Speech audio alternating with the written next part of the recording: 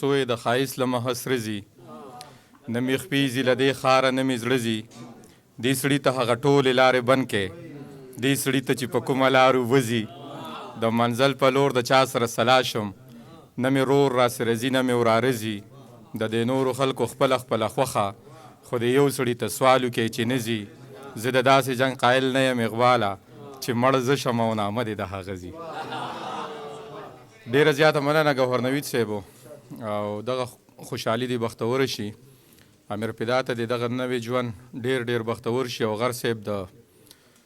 ګران مشر ارواښاد پیدا صاحب په حواله چې کمې خبرې وکړلې نو مونږ وایو چې مونږ دومره ناوخته ولې دغې حجرې ته راغلو د دغې سړي سره زمونږ ناستې ولې نه دی شوې ځکه چې په قام مین او دغه ځای کې مونږ یو مشر بار د دې حجرې نه واورېد هغه وی چې پولیسو کې هم نوکري زما خیال دی کړی وه که نه پوج کې او بیا چې راغې نو دلته چې څومره جرګې او مرکې وې نو دغه حجره وه هر څوک هغه نشته دی خو د هغه څنګه چې غر صاحب ووی نو ما ته په دې ونو بوټو کې هغه داسې په نظر راځي چې چېرته په هغه ولاړ وي او مونږ به ګوري مونږ به اوري نو الله دې هغه جان بختور کړي او په هغوی کې چې کمې خوبې وې په پیدا لالا کې مونږ خو هر څوک ورسره لیده کاته نه دي شوي خو دغه مشران چې مو واورېدله نو امیر پیدا او یا عمر پیدا خدای دې په دوی کې هغه خوبې پیدا کړي چې څنګه هغوی له خلک راتلله چې بیا راتلونکي ژوند کې بیا دوی له هم خلک راځي. نو شعرونه به ووایم ګوهر نوید صاحبو چې د یار کوڅې دي زه یوازې یمه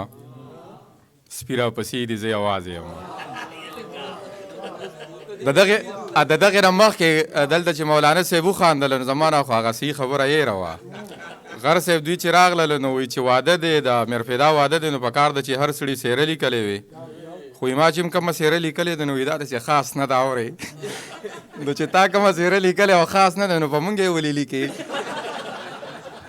خیال لرې دا زمونږ یو ملګری و هغه بس راغله پکې دغه خبره غر صاحب و د دغې شعرونو نه مخکې دغه خبره کومه خدای دې ژوندی لري هغه دواړه ملګري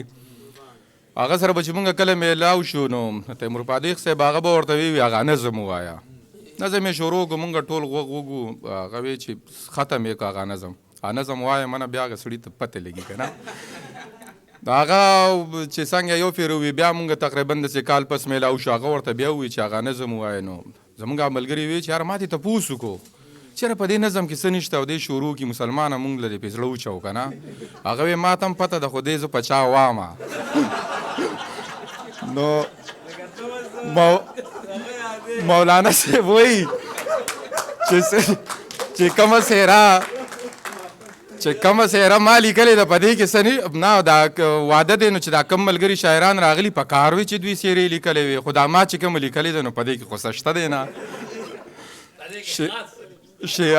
شعرونه به ووایم چې د یار کوڅې دي زه یوازې یمه سپي راپسې دي زه یوازې یمه یاران مې پورې زه راپورې یمه بندې تنبی دي زه یوازې یمه خدایه وس راکړې چې خط مې کمه په ما قرضې دي زه یوازې یمه خدایه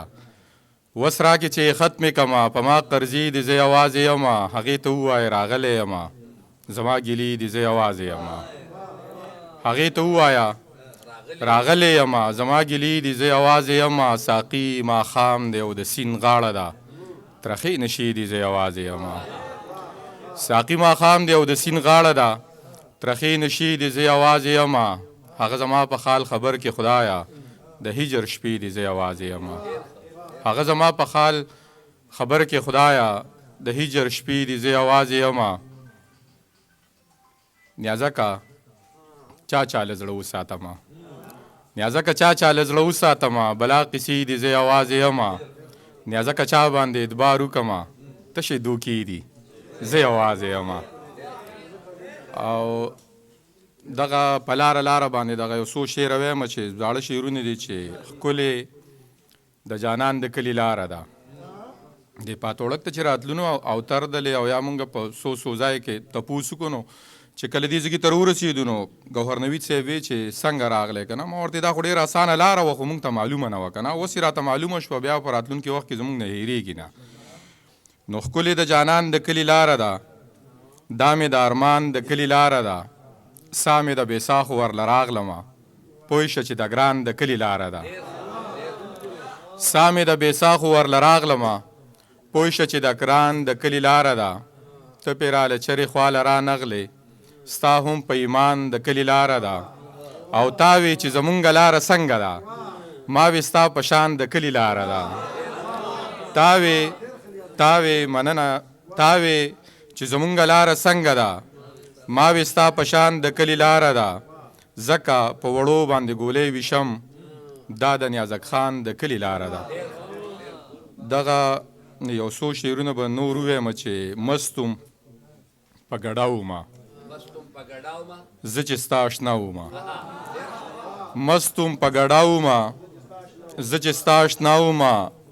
ځکه خو تا خپل نه کړم تا ته زه ویړیا ومه ځکه خو تا خپل نه کړم تا ته زه ویړیا ومه او خارو د رنګونو ډک زه پکې تنها ومه خارو د رنګونو ډک زه پکې تنها ومه زه په ژوند مین ومه ځکه په خندا ومه زه په ژوند مین ومه ځکه په خندا ومه او غر صاحب او که نه بې زړه ومه جنګ ته وارخطا ومه او که نه بې زړه ومه جنګ ته وارخطا ومه. او دغه یو څو شعره به درته نور ووایم چې یو دې راته دا زوی په مور پرېږدي بل دې راته دا وړوکی رور پرېږدي غر صاحبو خور چې د خپل وروره حصه وغواړي رور ظالم په دې خبره خور پرېږدي خور چې د خپل وروره حصه وغواړي رور ظالم په دې خبره خور پرېږدي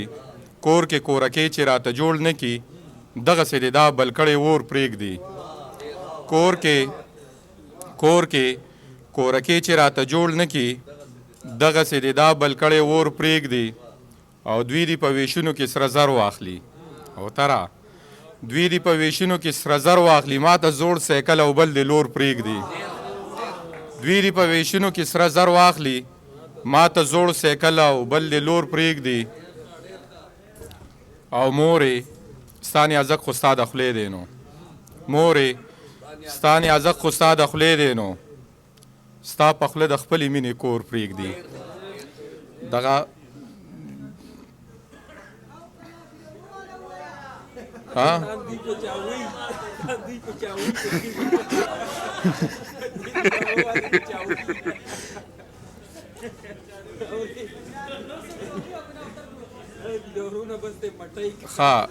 ما به د هر چا نه ګټل بلوري ما به د هر چا نه ګټل بلوري خو یو پتا به مې بیلل بلوري د هغې وخت نه زه مین یم پتا دواړو یو ځای چې به کول بلوري ستا د دې ډکې خولې خندا لپاره او تره ما به په قص پتا بیلل بلوري